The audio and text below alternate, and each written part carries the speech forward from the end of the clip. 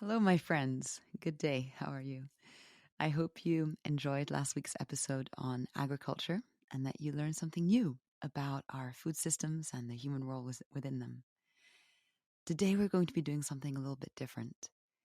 In between our regular Lifeworlds episodes, I'm going to be uploading these practices, meditations, poems, exercises, mostly designed to get us to tune in somatically to the world around us.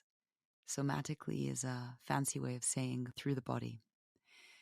We need to be grounding our learnings in our bodies for them to become lasting and real. And that's really important when it comes to connecting with the life worlds of nature. We access the life worlds of nature not just through our minds, but also through things like art, poetry, movement, mindfulness. And so to start us off this week, we're going to engage with a basic practice that I think everyone should and can do. We're going to understand the ground that we stand on, the place that we call home. And that's because our homes are doorways into the greater whole. It's where the hyper object, the things that are often way too large to grasp, become touchable and intimate. Wendell Berry has this wonderful quote. He was a poet, philosopher, farmer who inspired me very much. And he says, "You can't know who you are until you know where you are." Now, this practice of sensing and grounding into land is one that really requires a skill of observation.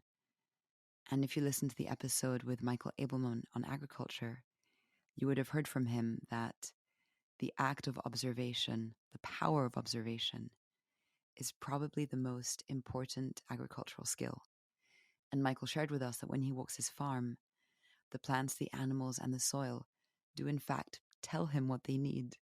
It's not that he's hearing voices in his head, but there's a certain form of interspecies communication that occurs. And from that communication results for him a very clear to-do list for the week, for him and his farm staff.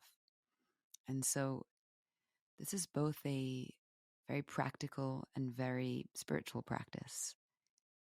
When we learn how to track the moods of the land, the undulations of the land, the crack of branches above, the soaring densities of clouds that gather in the horizon before a storm, we're at once rewilding ourselves and also learning the skills that our bodies and our neural circuitries are literally hardwired to do. Our human brains, our neuronal pathways, jolted and fused and tenderly sprouted new branches every time our eyes scanned the complexity of a living world, trying to make sense of its expressions, our bodies learning to live by sensing the smallest details of topographies, learning how to forage and track and hunt. We have often been nomadic as a species, and as we moved through landscape, we became landscape, and landscape became us. So now ask yourself, if the richness of human imagination emerges from the richness of a biodiverse landscape, then perhaps today's rather exponential disappearance of that landscape is also an exponential loss of all the ways that we can become ourselves and understand ourselves and all of life. I believe that we are a civilization that is stunted by simplification, and that new generations have an impoverished baseline from which they're learning the world from. And this practice is a very, very, very small way of getting, or I would say rather remedying, this alienation. And as I said before, listening and observation are at the core of how we understand the life worlds of nature. It's how we begin to fine-tune ourselves like an analog radio to frequencies that appeared invisible to us beforehand.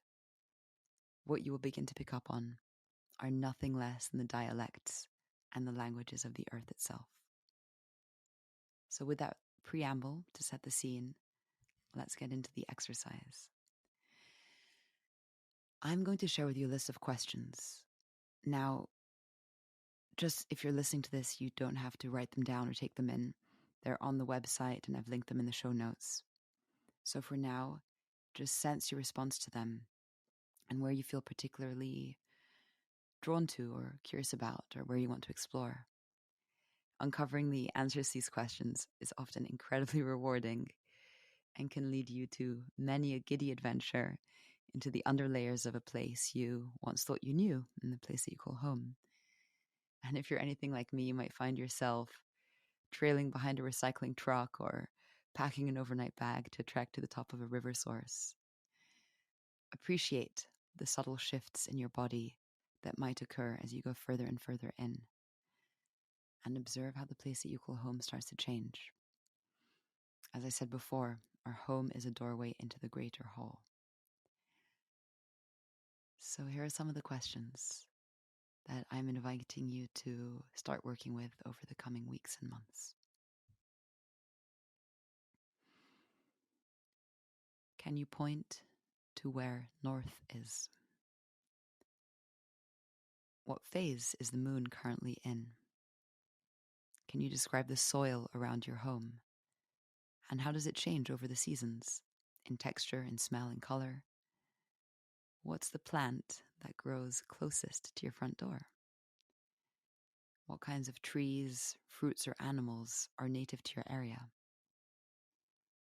Do you know edible plants in your region, maybe 3, and the season that they flower in? What is the first wildflower to bloom every spring?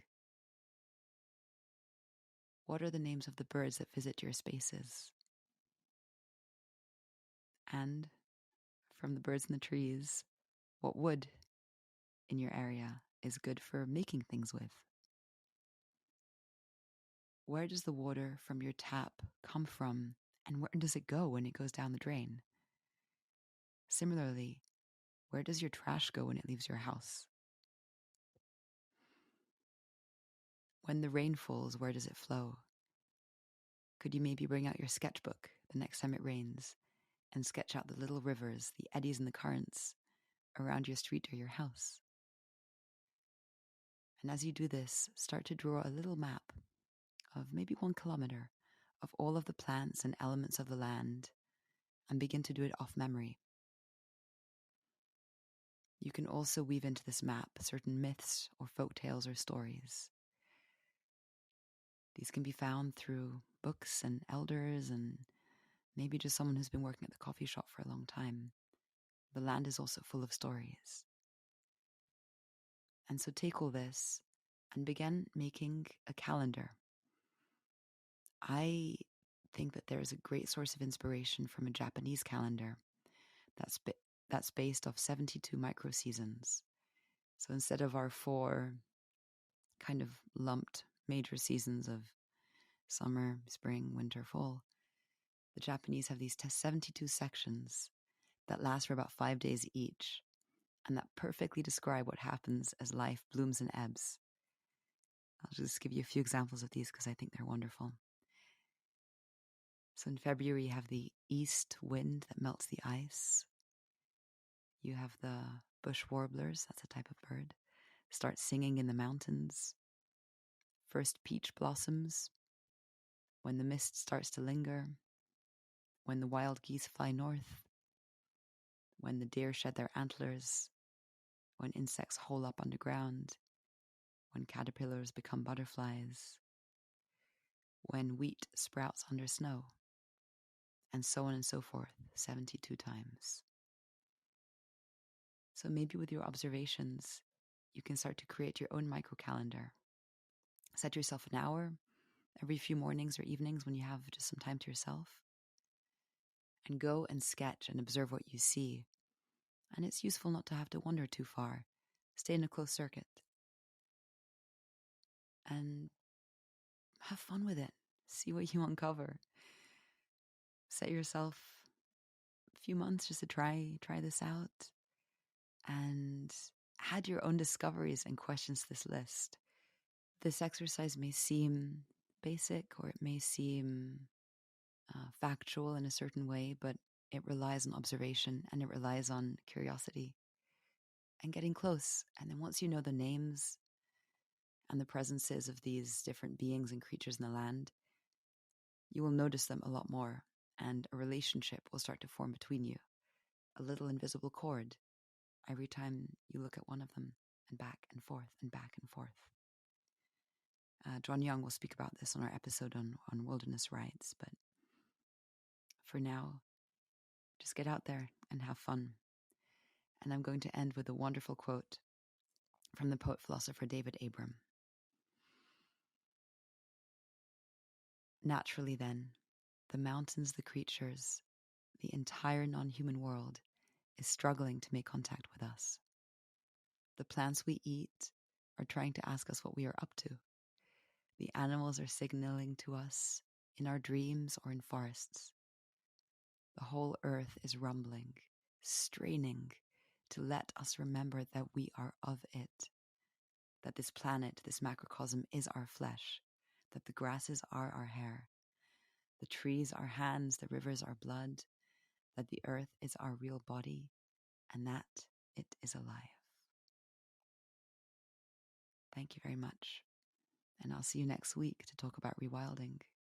Good thing you're getting a head start on that yourself.